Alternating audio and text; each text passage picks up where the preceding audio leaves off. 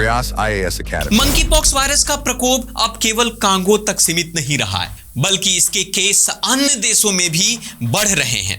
Monkey pox virus flu जैसा लक्षण है, जैसे कि ब्लड फ्लू, स्वाइन फ्लू जैसा ही होता है और मवाद से भरे घाव उत्पन्न करता है। कांगो में अब मंकी पॉक्स वायरस के प्रकोप अब तक 27,000 से अधिक मामलों को जन्म दिया है। जनवरी 2023 में अब तक 1100 से अधिक लोगों की मृत्यु हो चुकी है, जिनमें से अधिकांश बच्चे हैं। आज हम बात करेंगे मंकी पॉक्स के बारे में। जैसा कि आप सभी जानते हैं कि मंकी पॉक्स हाल के वर्षों में एक गंभीर वैश्विक चिंता का विषय बन चुका है।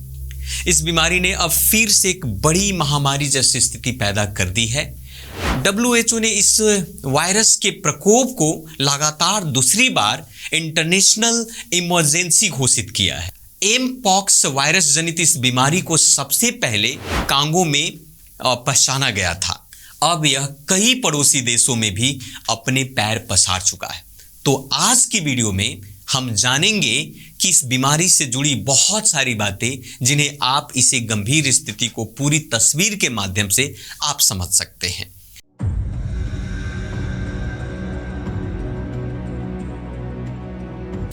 नमस्कार, मैं रोहित कुमार, प्रयास IAS के YouTube चैनल पर आपका स्वागत है। मैं थोड़ा सा आपसे ये भी अनुरोध करूंगा कि इस वीडियो को पूरा देखने से पहले इस चैनल को आप सब्सक्राइब करें, साथ साथ में आप बेल आइकन प्रेस कर ले ताकि आपको नोटिफिकेशन समय पर मिलता रहेगा। चलिए मैं आप बात करता हूं इस मुद्दे पर कि अभी हम इस वीडियो में हम क्या जानने वाले हैं।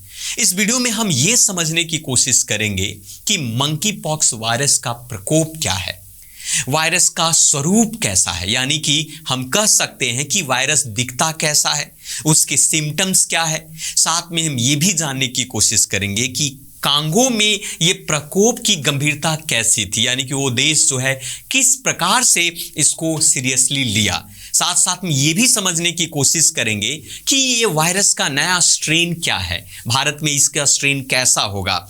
और ये भी समझेंगे कि हाल फिलहाल में जैसा कि स्वीडन और पाकिस्तान में कई मामले देखे गए हैं, तो इस मामले के बारे में भी थोड़ी सी जानकारियां हम आपको साझा करेंगे। और साथ में ये भी समझने की कोशिश करेंगे कि वैक्सीन की कमी और असमानता जो है कितना मृत्यु दर और चुनौतियां लेकर आता है। तो पूरी तरीके से इस वीडियो को समझेंगे और जानेंगे तो आपको अंत तक बने रहने की जरूरत है और इस बीमारी को समझने की जरूरत है। दरअसल मंकी पॉक्स वायरस निकट संपर्क के माध्यम से फैलता है। इसकी शुरुआत पहली बार कांगो में हुई थी और अब यह कई पड़ोसी देशों में फैल चुका है। इस वायरस के फैलाव को रोकने के लिए WHO को फिर से आपातकाल की स्थिति घोषित करनी पड़ी है। मंकी पॉक्स वायरस का प्रकोप अब केवल कांगो तक सीमित नहीं रहा है, बल्कि इसके केस अन्य देशों में भी बढ़ रहे हैं। अब थोड़ा सा हमें यह समझना होगा कि वायरस का स्वरूप कैसा है। मंकी पॉक्स वायरस फ्लू जैसा लक्षण है, जैसे कि ब्लड फ्लू, स्वाइन फ्लू जैसा ही होता है और मवाद से भरे घाव उत्पन्न करता है। हालांकि सामान्यतः यह हल्का होता है, लेकिन कमजोर इम्यून सिस्टम वाले जो लोग हैं, जिनकी बीमारी से लड़ने की क्षमता कमजोर होती है, तो उनके लिए बहुत खतरनाक हो जाता है। बच्चों और गर्भवती महिलाओं के लिए यह काफी घातक साबित हो सकता है। यह स्थिति खास करके उन लोगों के लिए खतरनाक है जिनकी प्रतिरक्षा प्रणाली कमजोर है, यानी कि इम्यून सिस्टम कमजोर है। अब थोड़ा सा समझते हैं कांगो में जो प्रकोप की गंभीरता कैसी है। दरअसल हमने जैसा कि आपको बताया कि कांगो में मंकी पॉक्स वायरस के प्रकोप अब तक 27,000 से अधिक मामलों को जन्म दिया है। जनवरी 2023 में अब तक 1100 से अधिक लोगों की मृत्यु हो चुकी है, जिनमें से अधिकांश बच्चे हैं। यह कांगो के इतिहास का सबसे बड़ा मंकी पॉक्स प्रकोप है, जो स्थिति की गंभीरता को दर्शाता है। अब थोड़ा सा मैं आपको यह समझाने की कोशिश करूंगा कि जो वायरस का नया स्ट्रेन क्या है। जैसा कि आप लोगों ने कोविड-19 के नए नए स्ट्रेन और वेरिएंट को आप लोगों ने देखा था, वैसे ही कांगो में जो मंकी पॉक्स वायरस के ये जो स्ट्रेन है, जिस कांगो के मंकी पॉक्स वायरस के क्लैड आई और क्लैड आईबी नामक दो अलग अलग स्ट्रेन फैले हुए हैं। नया स्ट्रेन क्लैड आईबी है। अब ये नया स्ट्रेन क्लैड आईबी अब रुआंडा, युगांडा, बुरुंडी, केन्या में भी फैल चुका है। ये नया स्ट्रेन वैश्विक स्वास्थ्य विशेषज्ञों के लिए एक नई चुनौती प्रस्तुत करता है।